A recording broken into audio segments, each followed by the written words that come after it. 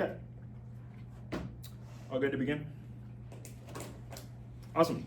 Okay, so not much to disclaim at the beginning of this one. I think this one is like pretty self-explanatory from the organizational perspective. First, I'm going to talk about what Black Studies is. I'm going to go through a couple key questions in the field, and then I'll explore a couple of subfields within Black Studies that I think are the most popular methods of affirmation and negation and debate. So I would say the only thing that I would say like at the beginning might not fit anywhere else is that I think that if you read the wealth of Black Studies methodologies, so think like pessimism, Black cultural studies, Black feminism, etc., and all that's in between these two. So that's not to say like there can't be like Black feminist pessimisms, but this is all to say your understanding of whatever your specialty area is will improve if you have some context of the field, right? This is obviously the case for all fields. Like you need to read all of the settler colonial theory in order to understand your specific iteration of settler colonialism. But I think this is especially true in the Black Studies context because of the large citational impact that the Black Studies scholars have on thinking, to this day. So I would say first thing that we need to address is, the obvious. What is the goal of Black Studies? What is Black Studies? So I would say this first quote here, and there's going to be a lot of quoted material as is the case in like basically every lecture that I give. But this first one here is maybe the most famous one that gets repeated both in debate and outside of debate is like, what is the goal of Black Studies? So I'll read it here because it's pretty instructional. It is, this open secret is the aim of Black Studies. A weight, a comportment, where what it is to carry converges with what it is to arrive, always more and less than completely. The critique of the structures and tendencies whose delimitation and denial of that aim appear integral to their own foundation has been rightly understood to be indispensable to Black Studies, which is a critique of Western civilization, according to Cedric Robinson. This is to say that what is called Western civilization is the object of Black Studies. So this is like the most famous quote. I like this one a little bit better. It's like a Wehelier quote that says something similar, but I think goes a little further. So this is the quote that I would say is maybe a better guiding principle for what I'll talk about today. It would be, quote, since Blackness has functioned as one of the key signifiers for the socio-political articulation of visual distinctions among human groups in modernity, Black Studies has developed a series of comprehensive analytical frameworks, both critical and utopian, in the service of better understanding and dismantling the political, economic, cultural, and social exploitation of visible human difference. In sum, Black Studies illuminates the essential role that racializing assemblages play in the construction of modern selfhood, works towards the abolition of man, and advocates the radical reconstruction and decolonization of what it means to be human. In doing so, Black Studies pursues a politics of global liberation beyond the genocidal shackles of man. So let's say the point of these quotes is similar, although the wording for the two is slightly distinct. Together, what we can understand them to mean is this. It's that Black Studies puts forward analytical frameworks, so what this quote would describe as ways of understanding the world. So think like critical grammars like flesh, critical grammars like man, one and two, non-being, etc. And these ideas, these analytical frameworks, suggest that we should be more critical of the terms of the world, the terms of worldly structures that render visible human difference. So the reason I like this Wehelier quote slightly more than this Moten quote is because it goes one step further in arguing that racialization is integral to how we understand ourselves, right? So this line about like modern selfhood and radical reconstruction of what it means to be human. And I believe that this is what gets at, the key question that Black Studies pose and interrogates. And that is, what does it mean to be human? And how do our understandings of humanity come at the expense of Black minoritarian life? So I would say, what is the goal of Black Studies is, this. It's if we take this idea seriously. As an object of knowledge, whiteness designates not actually existing groupings, but a series of hierarchical power structures that apportion and delimit which members of the species can lay claim to full human status. Then, insisting on Black Studies as a mode of knowledge production provides the conditions of possibility for viewing race as a set of articulated political relations or assemblages, and not a biological or cultural descriptor. So put differently, if we accept the idea, that our beliefs about other people shape our action towards them, then you have a powerful template for understanding, one, how your personal biases can, shape the material outcomes of the world, and two, why race evades, both biological and cultural description, right? But to return to this, personal biases thing, I would say that's like very key. You have to have the idea that black people are less deserving of equal pay to pay them less. Black studies, in its most reductionist format, is a template for thinking, predicaments like this, right? How these predicaments repeatedly arise in many contexts, and this is not even the case just for black people. It's the case for, many minoritarian populations. So I would say maybe something else to note, is this idea of self-creation to structure, like the self-creation to structure move. And I would say, sorry, I keep going forward instead of backwards. But I'm arguing, that is the key focus of Black studies, this self-creation to structure move. In short, if you accept the idea that human beings, bring racism into the future, then human beings can also be the agent of racism's destruction, right? So this is a basic principle of Black studies. That, quote, Black studies provides a conceptual precipice from and through which to imagine new styles of humanity. And, you'd maybe be surprised by this, but like this idea of like we can locate another world is not exclusively like a idea of Black optimism, right? It's a common theme throughout most every subfield of Black studies, even and especially Afropessimism, right? So I would say the obvious place to begin, that's maybe an outline of like what Black studies is, what is the conceptual aim of Black studies. Now you need to get into some of the questions that Black studies is asking. And I would say that the key question that I just introduced is this question of humanity, right? So I would say a nice place to begin is tracking this figure of the human throughout a couple of different Black studies figures. And this is important, I would say, in the debate context, because many of the debate arguments that emanate from the Black studies tradition are like humanism critique and like the most reductionist phraseology. So humanism in this case being, a social turn occurring around Enlightenment that locates essential value in human beings and activities that are connoted as innately human. So this move is associated with a strong emphasis on principles of rationality, and Black studies intervenes to suggest that this idea of rationality, Enlightenment rationality, is counterposed against something else.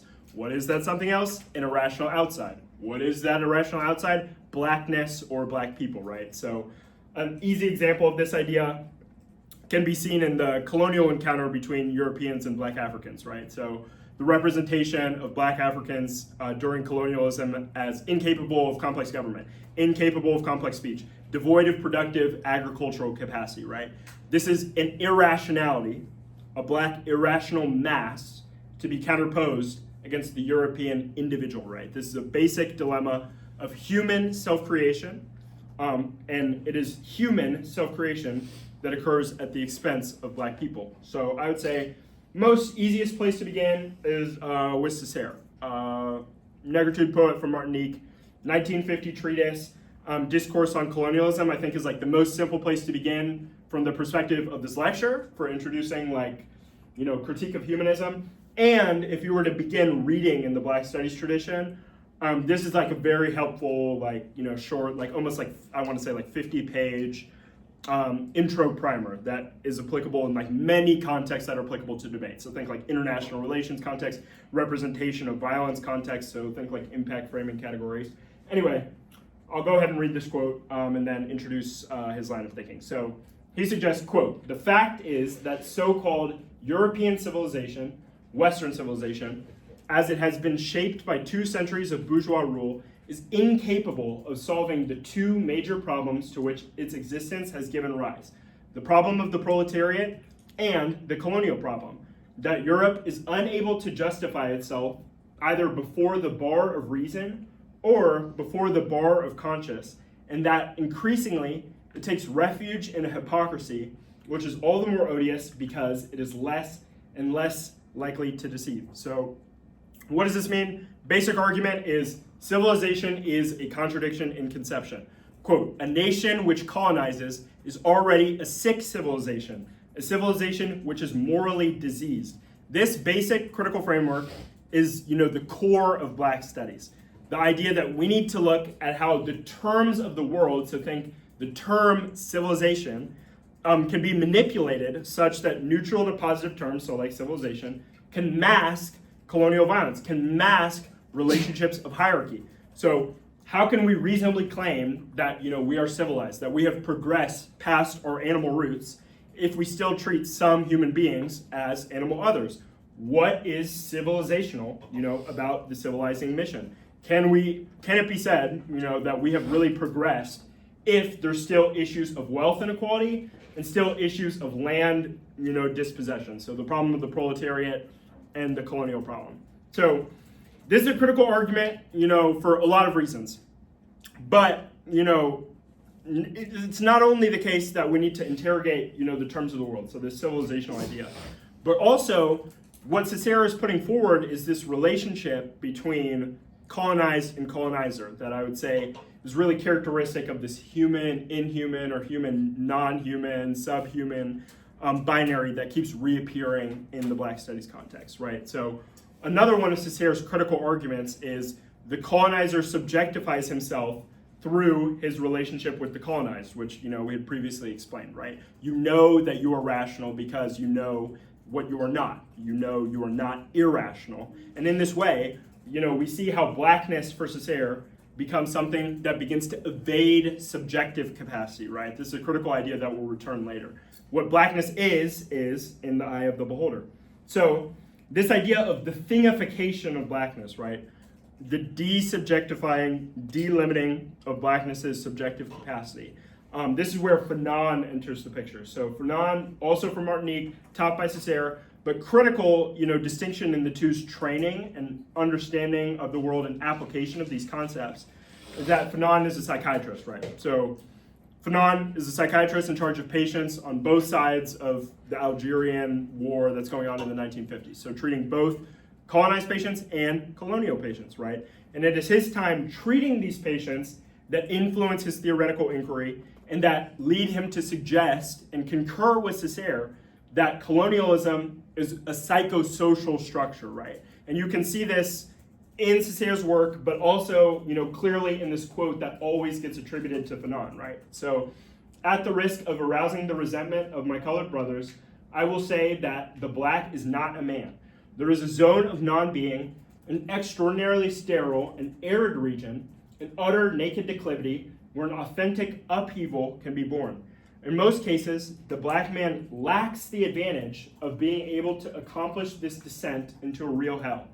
We shall go very slowly, for there are two camps, the white and the Black, right? So this is consistent, I would argue, with Cicero's line of thinking about how the colonizer does not see the colonized, right? So keep in mind this idea, the Black is not a man. There is a zone of non-being. There are two camps, the white and the Black. Cicero writes earlier in the Discourse of Colonialism, or in Discourse on Colonialism, quote, between colonizer and colonized, there is room only for forced labor, intimidation, pressure, the police, taxation, theft, compulsory crops, contempt, mistrust, arrogance, self-complacency, brainless elites, degraded masses, no human contact, but relations of domination and submission, which turn the colonizing man into a classroom monitor, an army sergeant, a prison guard, a slave driver, and the indigenous man into an instrument of production.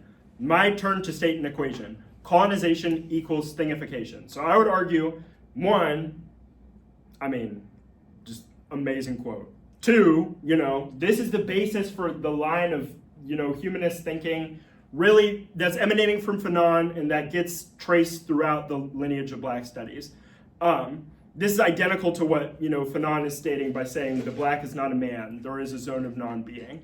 But Fanon's psychiatric work, helps them put it in a larger structural lens. So that's why there's this language of psychosocial structure. This is also why Fanon's objects are institutional in nature as opposed to, emanating from a literary category, right? So one of his core objects for inquiry is like revealing how medicine itself is tainted by the structure of colonialism. So really quickly, I think because I've been talking for a little bit, just like spamming Black Studies facts, I'm gonna introduce this new angle on Fanon that I didn't like previously introduce. So we've gone through sort of Fanon's humanism, right? This video is gonna introduce how Fanon applies his concept of humanism in practice. And then I'll break down this example as a transition to further Black Studies riffs on humanism. But short video on Fanon.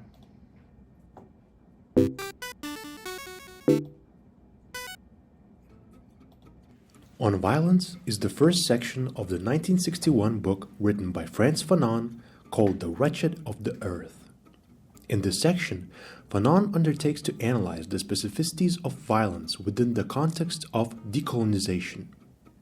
He tries to answer the following question: what are the negative and positive aspects of violence? Fanon himself was born and raised as a colonial subject under the rule of France in the archipelago of Antilles.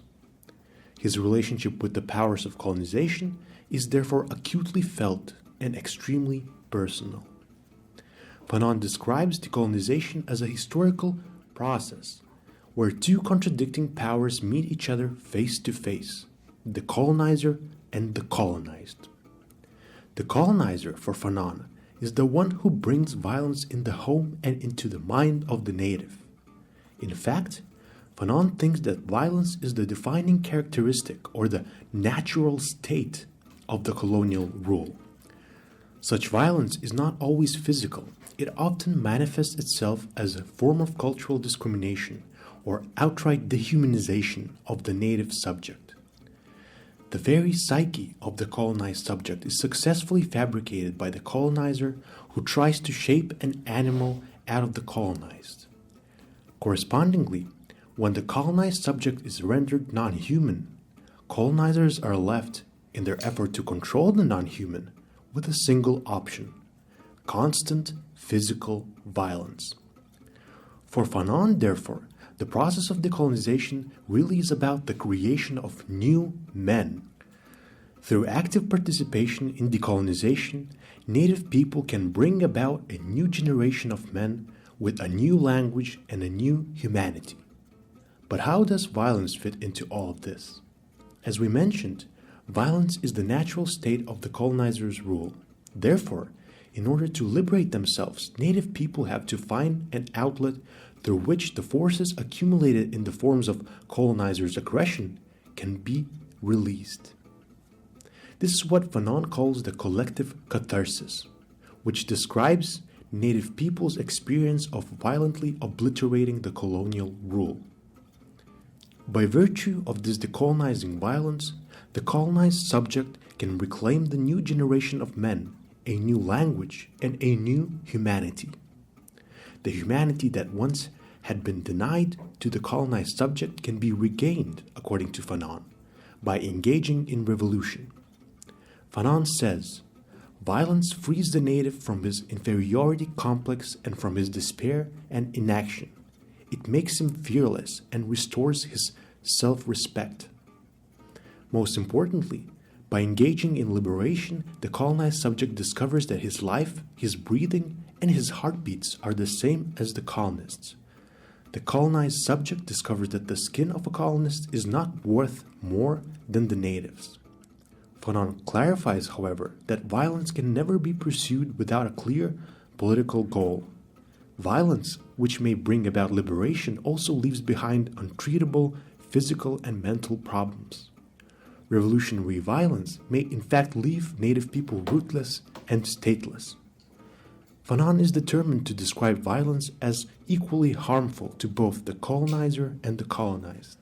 For Fanon, there is no reason why the violence that destroyed the indigenous fabric should not result in vindication and appropriation of such violence when the colonized finally swarm into the forbidden cities.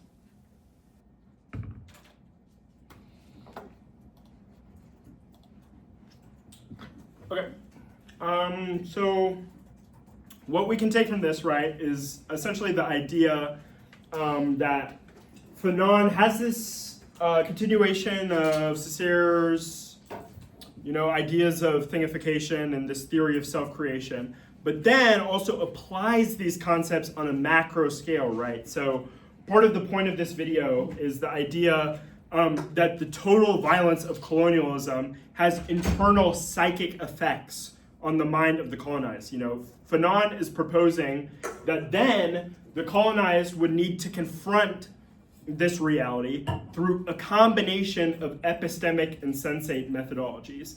And this is because colonialism is both epistemic and sensate. And how do we, arrive at this understanding?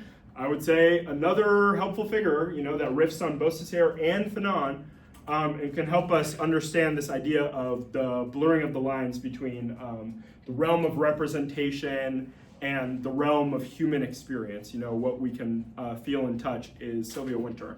And because we have 2 hours, I'm planning on talking for another 15 minutes. We'll take a break around 10:45, return at 11, I'll talk for another 30 minutes, and then, take questions at the end. So bear with me through these, Wynter quotes for a little bit, and hopefully we'll get to a stopping point sooner rather than later. So Wynter enters the picture, right? Here is a quote that Wynter introduces that I think is particularly helpful for understanding all of the principles that we've talked about here. So, that being, the order-chaos figuration of a physico-ontological principle of sameness and difference was the axiom about which the cultural imagination, the status organizing process, the aesthetic and conceptual ordering, rational worldview of Christian medieval world was founded and represented as divinely caused/ordered.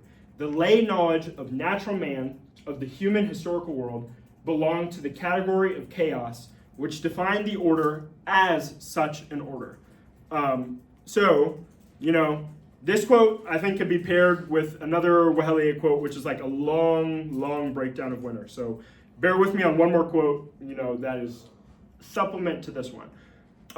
And I'll send out all these quotes after. You'll get a document, after I present with essentially, a script of what I'm saying that includes all these quotes that are not included in the slide. But, again, quote, racialization figures as a master code within the genre of the human represented by Western man because its law-like operations are yoked to species-sustaining physiological mechanisms in the form of a global color line, instituted by cultural laws so as to register in human neural networks, keyword neural networks, that clearly distinguishes the good/life/fully human from the bad/death/not quite human.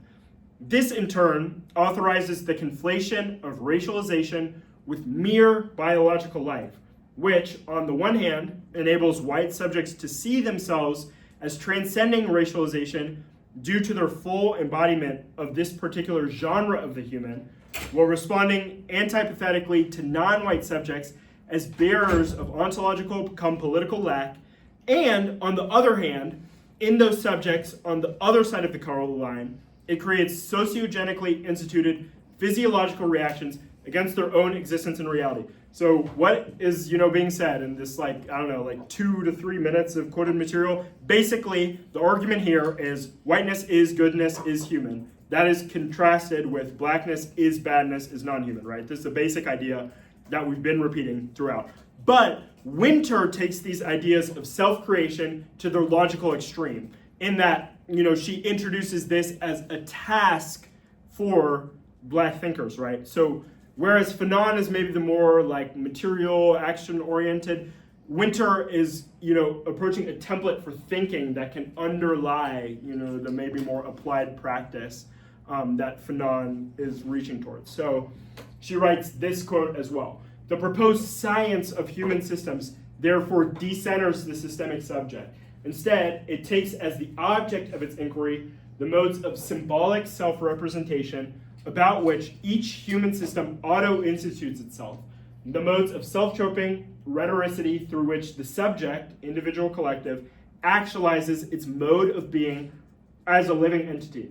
In addition, it takes the ratiomorphic apparatus or episteme, which exists as the enabling rational worldview of the self-troping mode of being as an object of inquiry in the comparative context in which it is definable as one of the cognitive mechanisms determined by the psychogeny of the human, rather than by the phylogeny of the purely biological organisms. So, what does this one mean? To summarize, is this basic principle, right? If it is true that humans are myth-making creatures, right? This is a core premise of Wynterian thought, of Fanonian thought as well, borrowing from this idea of sociogeny, right? If it is true, humans are myth-making creatures, or systems of meaning, become reflected in our internal lives through our apprehension of the external world, right? Basically, the basic principle of you are who you are, shaped by who you are nurtured to be, right? The external world affects how you act. Then those same systems of meaning, right, can be essentially hijacked in order to bring about a new order of thinking. This is what Wynter is proposing. What Wynter is proposing via this theory of auto-institution or autopoiesis. And Wynter then proposes Black Studies is what she labels a demonic ground, a unique vantage point with which to consider this perspective. And why is this? This is because of the basic relationship, that places Black people in a unique position relative to other people in the world, right? So Wynter would argue, and this is a core premise of most of Black Studies, that the Black experience of world is exceptional because of this sort of binaristic relationship that gets exhibited. Colonized versus colonizer, white versus Black, master versus slave, etc. So this is the crucial introductory material for what is Black Studies, what are the key questions being asked in the field. So I would say the logical next step to go is basically how is debate employing Black Studies methodologies. So this is, I would say because we reviewed these questions from the perspective of self-creation, right, begs the question of what sub-theoretical frameworks are getting applied in the debate context. I would say really most of Black Studies in debate gets reduced to 3 questions, right? That being, 1, does the world put unfair burdens on some people in order to make others' lives easier, right? So this is a theory of power question most commonly. Does the world put unfair burdens on some people in order to make others' lives easier, right? 2, should we be cautious of the benevolence of government action? And if so, why? So this is most commonly thought of as a link question. And 3rd, whose voice carries the most weight when it comes to the ways in which we narrate the world? So I would say this is mostly a question that gets posed by Black Studies AF, but also gets posed by Black Studies Alt. So the fact that I would say these are the 3 most common questions that debaters are asking from the Black Studies perspective, right? This is why I think the Black feminists, the Afropessimists, and then the Black feminist Afropessimist lines of thinking are the most common approaches in debate, right? This is because these 2, subfields of Black Studies thinking have the most powerful answers to these questions, and they house the most storied thinkers that provide answers to these questions as well. Maybe besides, Black cultural political economy, which we might get into later if we have time, which is, the lineage of thinking influenced by Cedric Robinson. So their thought, I would say, continues to influence the field most today, and certainly most in the context of policy debate, right? So this is something you can see given the Robinson citation of Moten, right? Or the Robinson citation by Moten, right? One of the core ideas of Black Study is the idea that, intellectual production is collaborative. And ideas that you have are oftentimes not new. They're just reworked versions of, something that you've heard elsewhere in your life. So this is Wynter's, thesis. This is Moten's core argument. This is the basis for, all incomplete as a line of thinking, right? I think that this can be most clearly seen in, the fact that some of the authors that I'm about to review still dominate the conversation in their various fields. So basically what I'm trying to say, and this, long-winded kind of getting into word salad territory, is lots of Black feminist thought is indebted to Hartman and Spillers. Lots of Afropessimist thought is engaging Hartman again, but also Wilderson, Sexton, Warren, Terafay, etc. So what I'm going to do in this next part of the lecture, we'll see how far we get in the next 10 minutes, and then we'll take a 15 to 20 minute break because we have a long period of time, is intro to these basic subfields, And then I'm going to go through a couple of common theoretical moves within them and how they're understood in debate. So going to begin with black feminism, move to Afropessimism. At the end, now that I'm thinking about it, I'll probably give like a brief, introduction to black cultural political economy as well. And we'll revisit that probably after the break. But let's begin with intro to black feminism, and we'll see how far we get in the next 10 minutes. So, critical definition for what black feminism is. Unfortunately, not in the slide format, but I'd say it's pretty self-explanatory and it's less theoretically abstract. So I'm just going to read it now, and we'll see if there are parts that I think bear repeating. So this is a quote coming from Jennifer Nash. I treat black feminism as a varied project with theoretical, political, activist, intellectual, ethical, and creative dimensions. Black feminism is multiple, myriad, shifting, and unfolding. To speak of it in the singular is always to reduce its complexity, to neglect its internal debates and its rich and varied approaches to questions of black women's personhood. I treat the word black in front of feminism not as a marker of identity, but as a political category. And I understand a black feminist approach to be one that centers analyses of racialized sexisms and homophobia, and that foregrounds black women as intellectual producers, as creative agents, as political subjects, and as freedom dreamers, even as the content and contours of those dreams vary. So I'd say the most critical part of that is that last part. I understand a black feminist approach to be one that centers analyses of racialized sexisms and homophobia, and that foregrounds black women as intellectual producers, as creative agents, as political subjects, right? So what we get from this is a pretty expansive definition on what black feminism does, as opposed to what it is. This is a critical distinction, right? And one that you'll note is like a common theme that applies across a lot of black studies subfields, right? There's a more heavy emphasis on what these subfields do than what they are.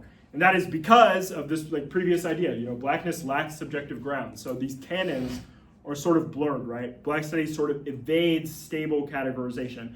And this is why Nash has this part of the quote that, black is not a marker of identity, but a political category. And then emphasizes black feminist approaches rather than black feminism as a historical canon, akin to history or English, something like that. And there's another quote that I think could be instructional here as well. And that is, unlike women's studies, which has largely figured black feminism's remedial work as a way of remaking feminism itself and as a tool for creating more ethical white feminist political subjects, black studies has engaged more deeply with scholarship invested in theorizing the invisibility of black women's intellectual labor and describing the host of ways that the academy quite literally cannibalizes black women.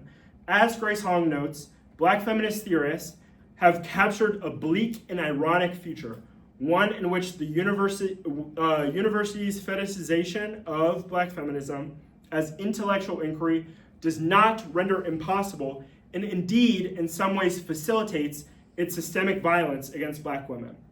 For Hong, this systemic violence is deeply material as she ruminates on the black feminists who have worked in the academy and died: June Jordan, Audre Lorde, Barbara Christian, Claudia Tate, and I would add Stephanie Camp. These deaths, Hong suggests, are part of the academy's systemic extraction of knowledge and service from black women, alongside the university's continued inattention to the structures of violence that mark black female faculty's day-to-day experiences. So, in summation, of these couple of quotes, instead of thinking of black feminism, as just corrective to white feminism, right?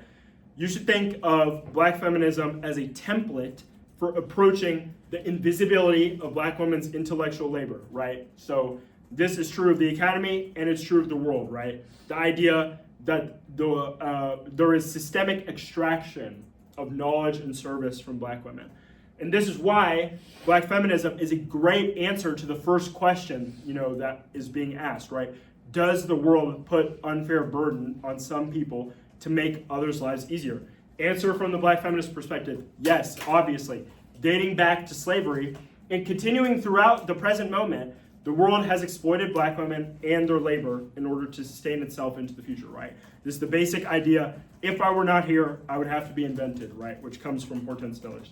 So with that, just because I think it's going to be a more appropriate stopping point, we're going to get to the 10:50 range and in the middle of what I'm about to talk about. I think we'll take a break. We'll take an extended break because it's a 2-hour period. So we'll come back and we'll call it 20 minutes. So we'll regroup at 11, and then I'll continue with finalizing black feminism, approaching Afropessimism as a field, slight introduction to black cultural political economy, and then I'll take questions. Okay. So that was like primer on like what is black feminism as a field. There are a couple big thinkers that I think characterize the most popular two lines of black feminist argumentation and debate, and that is Hortense Spillers, so Mama's Baby, Papa's Maybe, and Saidiya Hartman, who wrote Scenes of Subjection, Lose Your Mother, Wayward Lives, Beautiful Experiments. These three books and this article, Mama's Baby, Papa's Maybe, I would say are the central tenets of black feminist theorization and debate. So, going to begin with Spillers for chronological reasons, but you could argue both are like equally essential and foundational to black feminist thought in both the academy and in debate. So, Spillers quoted here. I would make a distinction in this case between, quote, body and flesh, and impose that distinction as the central one between captive and liberated subject positions. In that sense, before the body, there is the flesh, that 0 degree of social conceptualization that does not escape concealment under the brush of discourse or the reflexes of iconography. So this body-flesh distinction is like a little bit difficult to limn because its meaning appears to, shift over time. It's sort of narratologically constructed here. It's like sort of difficult to understand, I would say. But the easiest place you can begin with like, where should, I start with this definition in order to understand flesh is this part. Impose that distinction as the central one between captive and liberated subject positions, right? A reductionist way of understanding this argument returns to this idea, this common theme of self-creation. The body makes itself whole through the manipulation of available flesh, right? So this is why the object of study in this article is the Moynihan Report, a 1965 report which essentially pins black-white wealth inequality on the laziness of black mothers, right? It's, stereotypically like begins the myth of the welfare queen. So Spillers returns to the dictum of slave law to confront this Moynihan Report, to confront the relationship that is being comported onto black women, right? To suggest that it is actually the exact opposite in practice. From the period of slavery, Spillers argues, America has exploited the material and epistemic labor of black women and black mothers, in order to cohere itself, especially when it comes to the logics of gender. So one of Spillers' core arguments, and one of the neat like black feminist contributions, is the argument femininity is constructed in opposition to blackness. So black subjects' omission from the law is what authorizes the denial of social inheritance, right? So this is the logic of partus sequitur ventrum, right? Attributing slave children's lineage to the mother, right? This seems like a benevolent move. It seems like, restoring humanity to the slave, right? But in fact, this is an effort to limit intergenerational wealth, right? Traditionally, legally, intergenerational wealth is passed down through the father. So given the commonplace, fatherhood of slave masters in this context, partus sequitur ventrum law actually works to deny intergenerational wealth, to deny the benefits of social inheritance to black women and their children. So it constructs, femininity and the concept of a legally consecrated marriage in opposition to blackness. So it's sort of, an outside of gender. This is what Spillers means when she suggests the flesh is ungendered, right? So this, I would say, is the basis for the argument, commonly titled labor compulsion and, the idea that there are subjective effects in the law. So with this, we're getting into question number 2 and also thinker number 2, who's quoted here, that being Saidiya Hartman. So this quote I'll read here. Here I am interested in the ways that the recognition of humanity and individuality acted to tether, bind, and oppress. I approach these issues from a slightly different vantage point and thus consider the outrages of slavery not only in terms of the object status of the enslaved as beasts of burden and chattel, but also as they involve notions of slave humanity. rather than declare paternalism as an ideology understood in the orthodox sense as a false and distorted representation of social relations. I am concerned with the savage encroachments of power that take place through notions of reform, consent, and protection, right? So what we are getting into is question, whichever one it was, which is we should indeed be cautious of the benevolence of state reform, right? So to return to this previous Spiller's example, right, you would think restoring parental rights would be humanizing and thus beneficial, but in reality, it's just a wealth trap. So when Hartman says, even though the captive flesh and body has been liberated, no one need pretend that the quotation marks do not matter.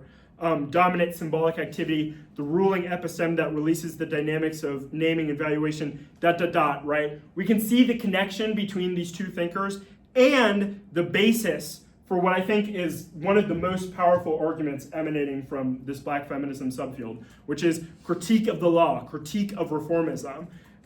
Because, the paraphrasing these two thinkers, you can see that the law has sustained itself, in opposition to black women's existence throughout time, in opposition to black women's labor throughout time.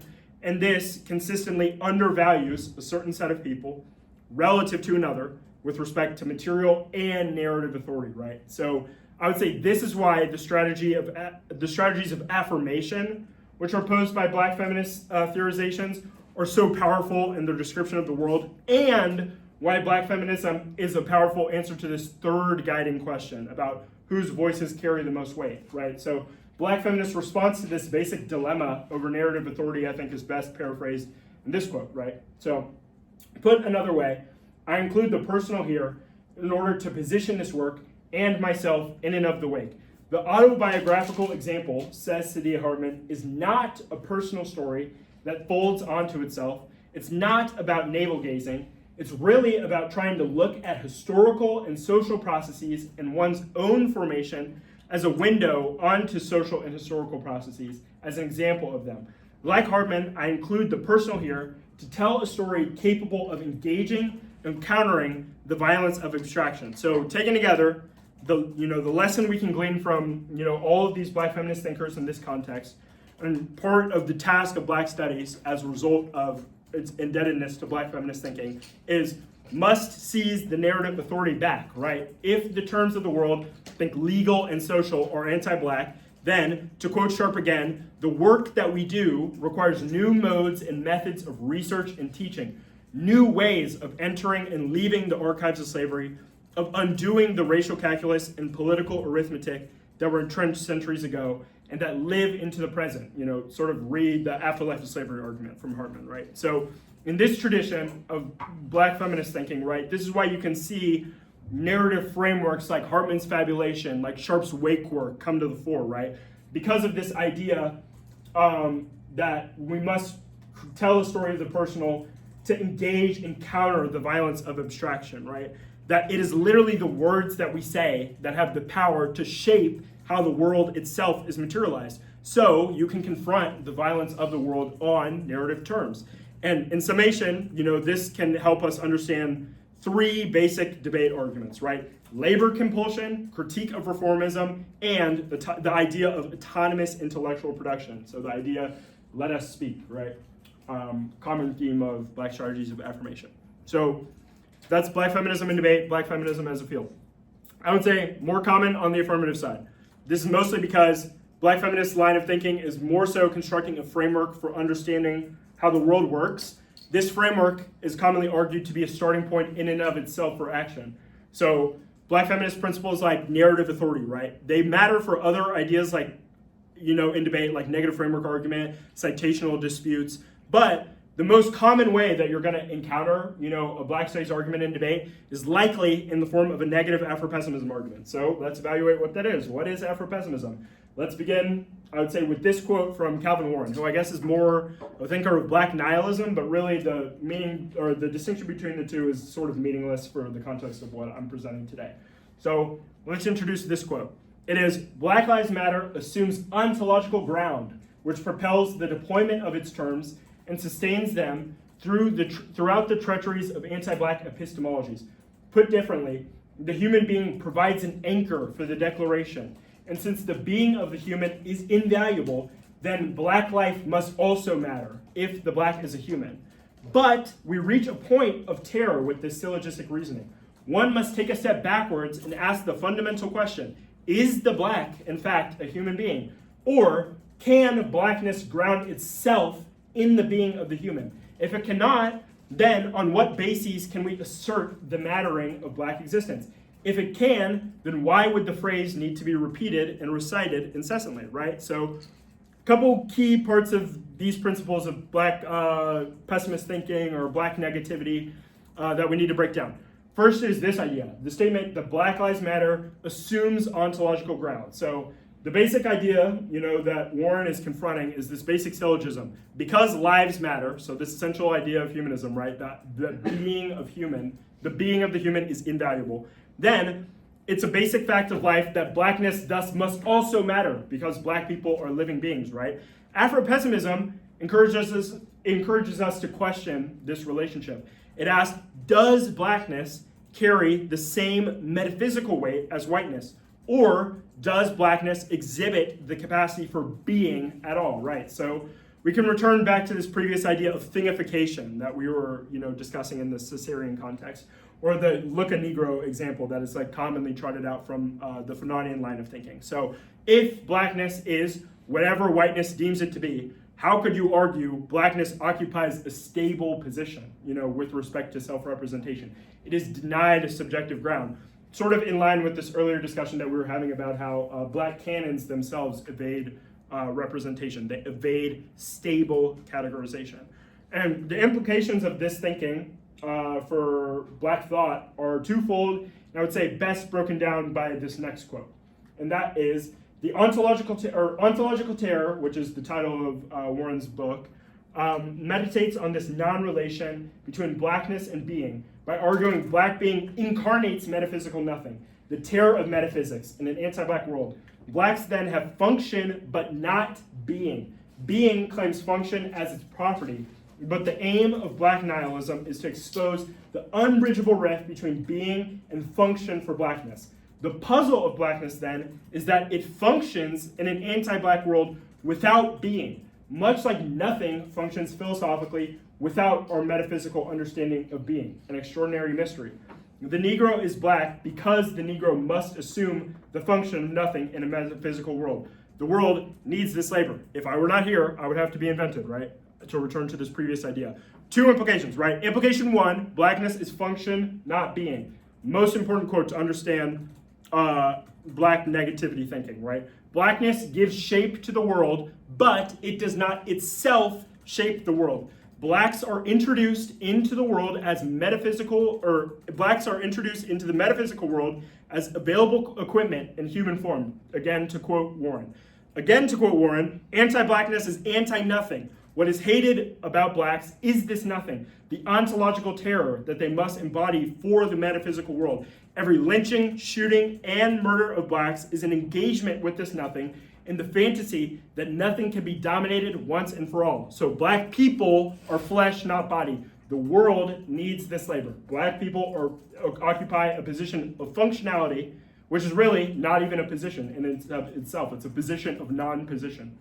The second implication, this is a metaphysical relationship, right? This is why there's so much rumination on being, why there's a conversation about the terror of metaphysics in an anti-black world. So the implication of, this is a metaphysical relationship is the idea that our sensate reality is literally shaped by anti-blackness because you make sense of what you are in opposition to what you are not, right? What you don't want to be, what is that? Blackness, right? This is why the libidinal economy exists as a grammar. So to borrow a quote, Jared Sexton describes libidinal economy as the economy or distribution and arrangement of desire and identification. Needless to say, libidinal economy functions variously across scales and is as objective as political economy. It is linked not only to forms of attraction, affection, and alliance, but also to aggression, destruction, and the violence of lethal consumption. Sexton emphasizes that it is the whole structure of psychic and emotional life, something more than, but inclusive of or traversed by what Gramsci and other Marxists call a structure of feeling. It is a dispensation of energies, concerns, point of attention, anxieties, pleasures, appetites, revulsions, and phobias capable of both great mobility and tenacious fixation. So what does this long quote mean? Basically, to return to these ideas of Fanonian and Wynterian concepts of sociogeny, right? If you accept the idea blackness is transfixed to ideas of negativity, even from Wynter, right? Blackness is badness, is death, is all of the negative stuff, right? Then, in your unconscious mind, if you continually make this association between blackness and badness, over time, that association begins to accrete in your unconscious. What is bad is expendable, what is exploitable is useful, but is also useless. And this becomes something that essentially is unconscious. So one of the key importance of black, pessimist thinking is essentially just a stronger, development of the idea of implicit bias, right? This is like a logical extrapolation of what the libidinal economy is. So now that I've talked, just ranted about like Afropessimism and black feminism for a little bit, we're gonna watch this video that applies Warren in a practical context to reduce the level of theoretical abstraction. Then I'll talk about Afropessimism and debate. Then we'll do like brief discussion of black political economy, and then I'll take questions. But first, let's apply Warren's Afropessimism.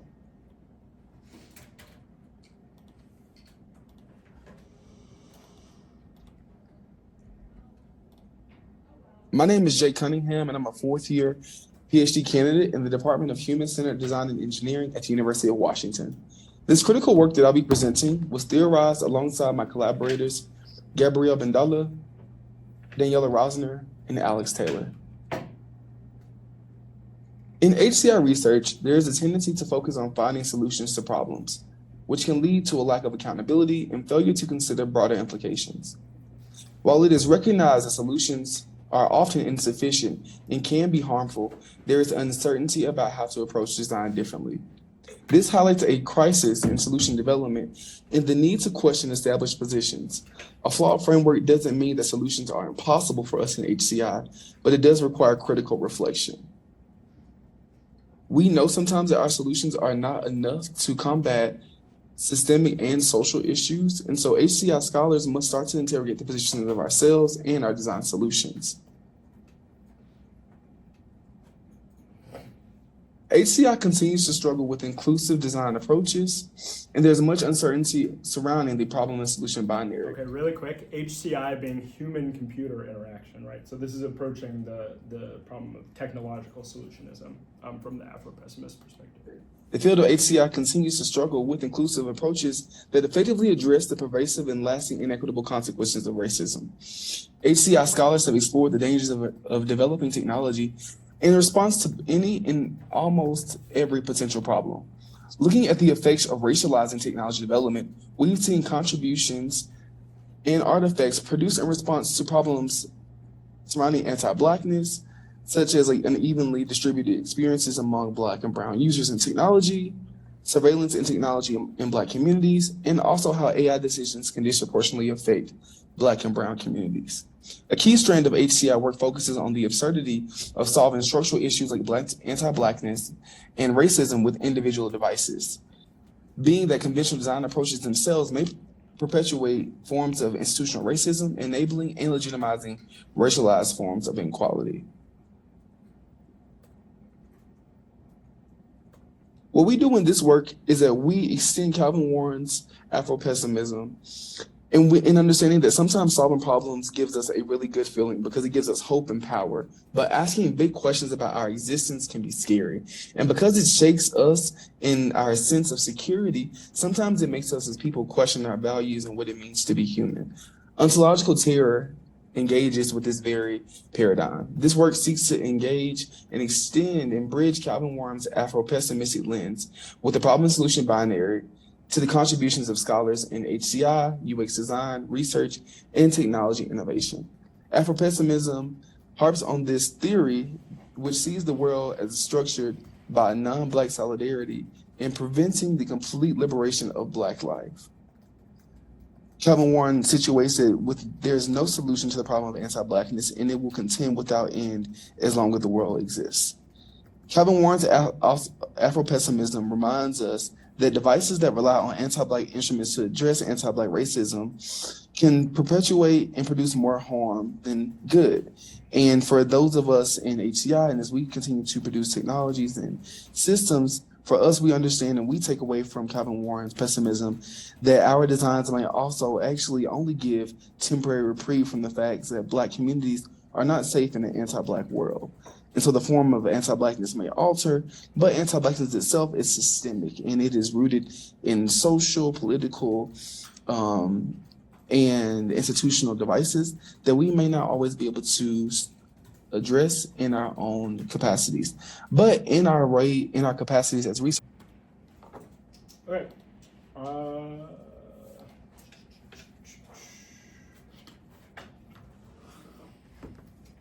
So if we take this idea of problematizing solutionism in the human-computer interaction space to its logical, context in the debate space, you can see how Afropessimism makes sense as a negative theory of world and perhaps as a link argument to AFs that position themselves as benevolent state reform or as a solution to the plight of inequality. So borrowing from this video, solutions give us hope and power, right? We want to think that we have made the world a better place through our action. This is especially the case when our actions carry with it great personal and political consequences, right? There is a long history of Black activism that is reformist in nature, and this is not to say the Afropessimist critique of reformism is not to deny the great labor that goes into these reformist approaches and the fact that these labors have come with deadly consequences. That being said, what Afropessimism encourages us to consider is the basic idea: the master's tools can never break down the master's house, right? So if it is true, according to Warren, quote, Black humanism enters into romance with metaphysics. It approaches schematization, calculation, technology, probability, and universality to make epistemological, ethical, and ontological claims concerning Blackness and freedom. Freedom is possible then because metaphysics provides it with ontology. Scientific reasoning, technological innovation, and legality are tools humanists use to quantify suffering, measure progress, proffer universal narratives of humanity, and reason with anti-Black institutions. And this necessitates a corrective. This necessitates a different way of approaching, this relationship, a different theoretical framework for understanding the law. And that would be Afropessimism. So I would say another instructional quote, we can begin with this. It was my nihilistic responsibility. I told this audience that there was no solution to the problem of anti-Blackness. It will continue without end as long as the world ends, or as long as the world exists. Furthermore, all the solutions presented rely on anti-Black instruments. Rely on anti-Black instruments to address anti-Blackness, a vicious and torturous cycle that will only produce more pain and disappointment. I also said that humanist affect will not translate into freedom, justice, recognition, or resolution. It merely provides temporary reprieve from the fact that Blacks are not safe in an anti-Black world, a fact that can become overwhelming.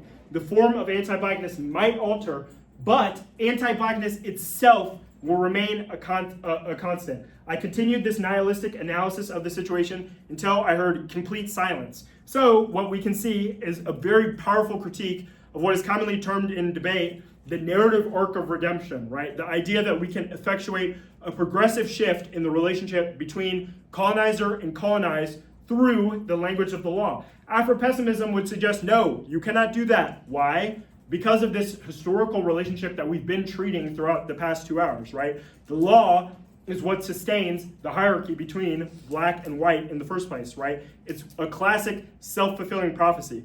So this Wilderson quote, I think, it also demonstrates it pretty well. The election of Barack Obama does not mitigate the claim that this is a taciturn historical moment. Neoliberalism with a black face is neither the index of a revolutionary advance nor the end of anti-Blackness as a constituent element of U.S. antagonisms. Blackness is a structural antagonism, right? The law comes into being in opposition to Blackness. The police exist because of slave patrols, right? The principles of government are necessary because the civilizational imperative deems that civilizations need rules, right? That lawlessness is subhuman. So if we take the idea Black slavery is foundational to modern humanism's ontics, because freedom is the hub of humanism's infinite conceptual trajectories, then, this is a productive way of understanding and critiquing the grammar of the world, to return to this Caesarean idea. Important to note, most common objection is like fatalism objection. Like, this is a too pessimistic a way of understanding the world. It suggests that we should just do nothing in the face of anti-blackness. Vehemently disagree with this characterization. Here is a quote that explains, my disagreement pretty well. It is, to be in the wake, to occupy that grammar, the infinitive might provide another way of theorizing in, for, from what Frank Wilderson refers to as staying in the hold of the ship. Political scientists, historians, philosophers, literary scholars, and others have posed as a question for thought the endurance of racial inequality after juridical emancipation and civil rights, and they have interrogated the conflation of blackness as the ontological negation of being with black subjects and communities. So I would say the most productive way I've ever heard Afropessimism described is from my friend Naima, who says, we should understand Afropessimism as a reading practice, as an applied research framework, as opposed to a political strategy of non-participation. So, instead of understanding Afropessimism as a template for action, we should understand it as a template for critique. That being said, Afropessimism is also important for understanding how strategies of non-participation can themselves be political, right? So the idea of the refusal of the vote being political as well.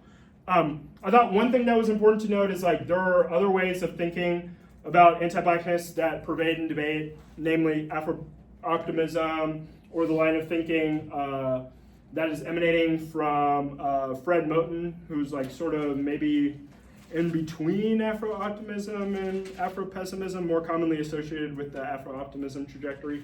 But I think it's important to note that a lot of the other lines of thinking in debate really reduce down to this critique of reformism or this critique of lawlessness.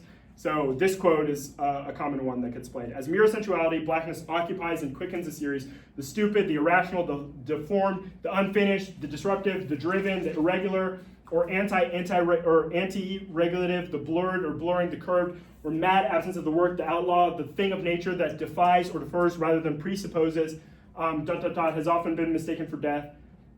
Basically, what I'm trying to say here is really a lot of the other, critiques of blackness that are more in the traditionally cultural studies or performance studies basis, really reduced down to a critique of reformism in the Black studies context. And of course, there are objections to Afropessimism. So citing Quashie here, to behold such aliveness, we have to imagine a black world.